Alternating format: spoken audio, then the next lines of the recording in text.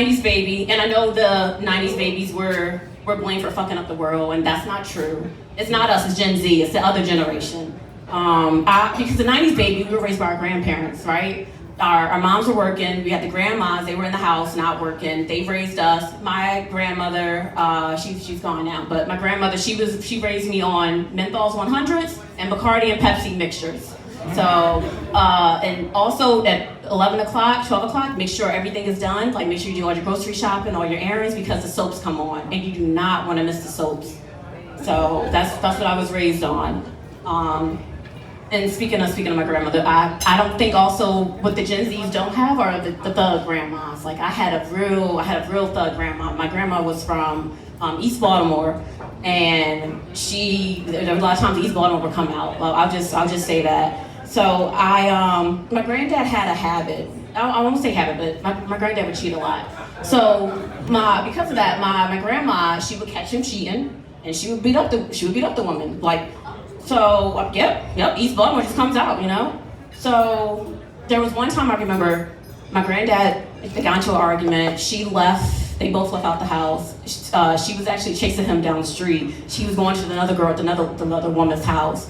And then she just beat up in front of her, like right in front of her doorstep. I was like, well, damn. So then she never got arrested because my granddad was like, well, I mean, technically I was wrong, so I probably shouldn't, you know, you probably shouldn't go to jail for this. Speaking of thugs, is everyone? Well, most people here, are you guys in, you know, happy relationships, or, you know, together? Okay. Good for y'all. And I only say that because I got broken up with last year, so I'm happy for y'all. I'm happy for y'all. Now the way this guy broke up with me, he basically treated me like I was the stock market. Word for word, this is what he said. He said, I don't think being with you is good for our relationship for my ROI, like return on investment. I was like, am I a fucking house? So he felt that due to my job, it was unstable. There was a lot of, it was unstable, and there was talks of, you know, relocating or being laid off. I was gonna lead into, you know, I guess you would think it was my job as a comedian was unstable, but no, I meant working for the government. So yeah, that was me last year. So he broke up with me due to disability. So I'm okay now. I am, but I'm happy to see the couples in love.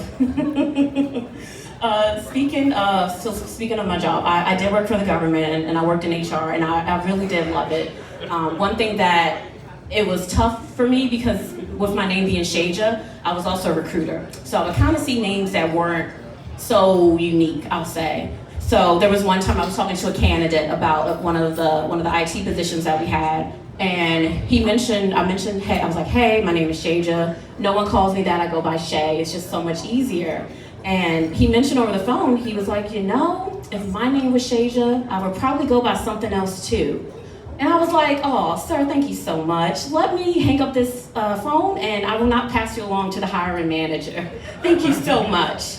Another thing about my name being Shaja, my mom never calls me that ever. It's always Shay, unless I really piss her off. So there was one day, as this happened last year, as we were talking about the layoffs of the government, and my mom was like, Shay, well, what would you do if, you know, you really were one of the ones that were affected by the layoff and the risk? And I was like, honestly, Mom, I'll just be a hoe. It can't be that hard. I'll just be a hoe. So my mom was like, Shay, you don't have the personality for that. And I was like, damn. Well, I guess, you know, it takes a hoe to know one. So, I mean, you would know, Mom. And my mom was like, Shaja. And that's the first time she's ever called my name. Have a good Thank you so much, y'all. I'm Shaja Tucker. That in my whistle, these hoes. Dollar, these bitches.